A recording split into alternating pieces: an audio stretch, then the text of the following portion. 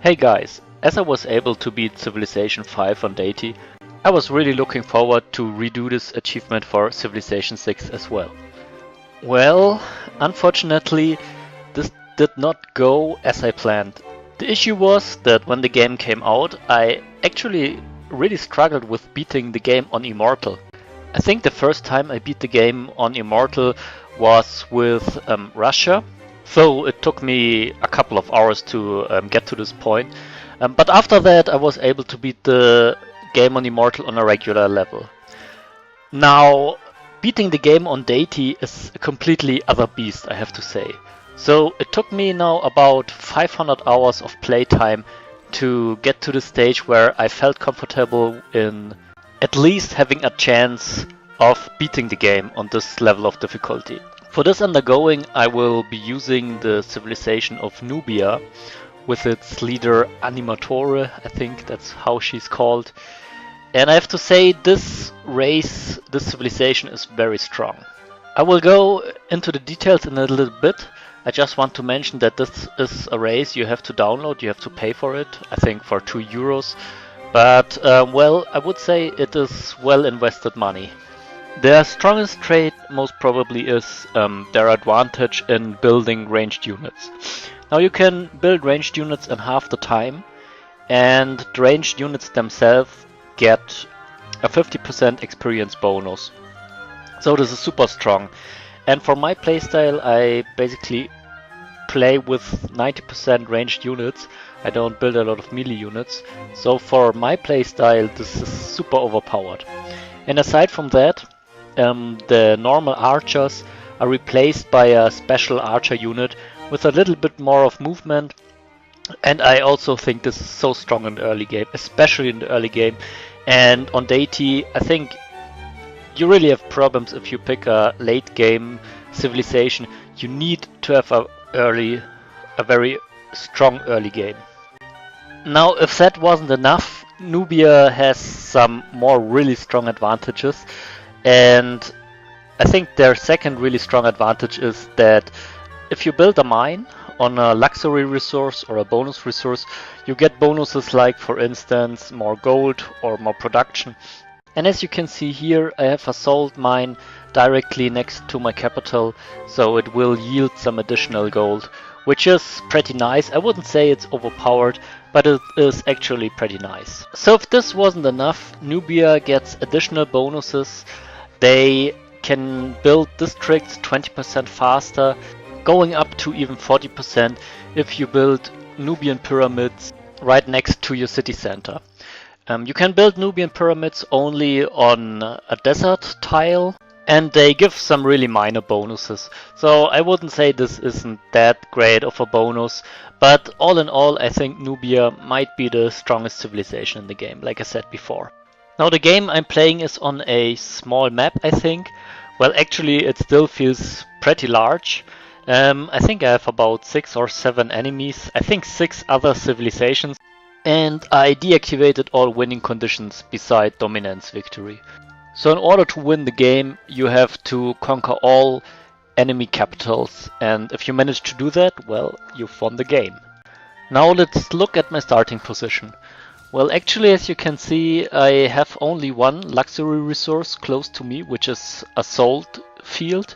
And in comparison to Civilization 5, salt is not that extremely good as it used to be. Now there are much better yields, for instance, like spices. I think spices is the best field in the game. But well, as I said before, with the bonuses from mines for Nubia, salt is quite nice. But aside from that, I would say the starting position is not that great. Now, of course, we have to plan a little bit. And as you can see to my left and to my right, I have a lot of desert fields. And what I will try to do is I will try to build a very early Petra. Now on Deity this is not that easy because most world wonders, especially the early game world wonders, will get stolen from the enemy civilizations. So I will take straight forward to mathematics and will try to build an early Petra. But I would say the Petra is not as strong as it used to be in Civilization 5, so it is not really a winning condition. But of course you see there are also some desert hills. It would be really nice to get the Petra. Now aside from that, this starting position has some other really nice features. And one really big feature is the river running through the desert. Because this will transform the desert tiles into floodlands, and on floodlands you can build farms. Now as you can see here, I gained an early worker from a village which is really super strong in the early game. And due to that I was able to build first of all a salt mine, and aside from that 2 farms on the floodlands with the wheat. And as you can see, the wheat tiles now produce 5 food each, and this is of course super strong and allows my city to grow very fast. At the moment this is nice, but it will get even stronger in the late game or in the mid game when farms start to boost each other, meaning that every farm to each other increases the food output by +1. Now I would say there might be better starting points, like I said, if you have a lot of spices, but what I really like about Civilization 6 is the flexibility of the game. Because there is a culture card with which you can produce religious output, and that's of course what I did. And with the religious output I will try to get a very early Pantheon, and with the Pantheon you can really decide in what direction you want to go. For instance, there is a Pantheon where you get +1 production for every sea resource. And if you have a capital with about 4 sea resources close to you, this is super strong. Because the food is nice, I think what is even more important is that you have a lot of production. Actually, you need a balance of both, but food alone won't help you a lot. So as you see, at the moment I already get a lot of food, so what I really need is a bit more of production. And there is another cool Pantheon, and this Pantheon gives you +1 production on, I think, all Oasis tiles. Unfortunately, I don't have any Oasis tiles here, but it also gives you +1 production on every swamp tile. I don't have swamp tiles here as well, but it also gives you +1 production on floodlands. And as you know, I have a lot of floodlands around me, and this means as soon as I get this Pantheon, the tiles which give me +5 food already will also give me +1 production additionally, and this combined will result in really great tiles. So now what has happened in the game so far? I've built a little bit of an army, mainly slingshot units. I also gained a scout from a village, and as you can see to the west I discovered a natural wonder and a city-state. The city-state of course is nice because it boosts my science output, and the natural wonder is really nice because it improves the yield surrounding it. And there is a horse yield, so it adds +1 science and +1 culture to this horse yield. And since there is also a salt mine close to the spot, I think this is a very nice spot for a second city. So, and since the artificial intelligence is always starting with 2 settlers, I think it's very important to build a second settler very early on in the game, else you won't have any chance to keep up with the enemies. I mean, another option always is to start early wars and to conquer enemy city-states, for instance, or even conquer enemy cities. But if you ask me, on this level of difficulty, you basically have to do both. You have to expand by building cities, and at the same time you have to go into early wars, and you basically have to be in constant war, because if you just try to do the slow game, building up and spreading your civilization, you will definitively lose, because the computer can do that a lot better. The computer has a lot more resources, so you have to do both the expansion game and the aggressive game at the same time. Now, on the level of Deity, you cannot win all games, I think. You have to have a good starting spot, and this not only means that you have to have a lot of resources around your city. As you can see here, I don't have that many resources, but you also have to have not too many enemies too close to you. I mean, for me this looks very nice. So far I've only spotted one enemy civilization, and you can only see some of his units yet, but he already has a huge army. So if you have 2 or 3 civilizations around you, you will really have a lot of problems, and basically won't survive the first 50 rounds, most probably. So my initial goal will be, like I said, to expand, get some good spots for a second, third and maybe fourth city. And of course I will try to start an early war with my local neighbor. Because I think, I mean, even if I wouldn't start a war, he would start a war. So the only option is to build a little bit of military early on.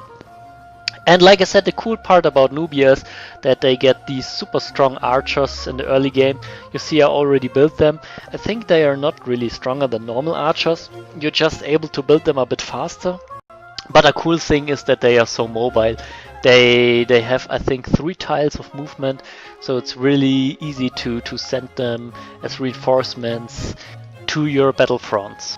Now what you might have seen in the south is that I also spotted a second city-state. It's a religious city-state, and the Spain civilization already messed up some troops around the city-state.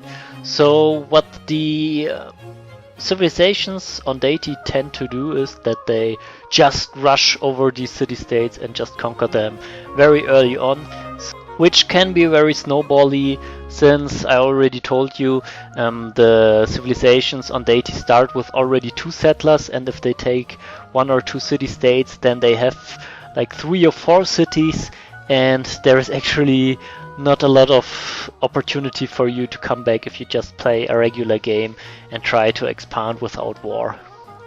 So yeah, of course, the thing I'm doing is that I move my archers already into the direction of the Spain civilization, so that I can intervene very early on and prevent my, I think, only local neighbor from getting too strong in the early game. Now, as you've seen, I now set up my first city, and I used the gold I gathered so far to instantly buy a worker. So this is really nice, because then I can build, or rather construct, a salt mine, and I will also be able to construct a yield improvement on the horse tile with the extra science and culture bonuses. And what I really like about this map is that there are overall a lot of resources and a lot of potentially really nice additional cities. Sometimes I play games where I have really a bit of a struggle to find good spots, but as you see, there are a lot of good spots with, for instance, foxes or wheat or salt. And another cool part is that the complete west seems open to me, so there are no other neighbors than Spain. So at this moment I really don't have to be worried about finding good spots for my expansion. And talking about expansion, I already queued up the next settler to be built in my capital. But now let's have a small cut and get to the part when things get a bit more tense. Now 3 turns later, you see I moved down all my military units, and like I said before, in order to win a game on Deity you have to play aggressive, so here we go. And you see I declare war on Spain, and how this will all turn out you'll see in the next video.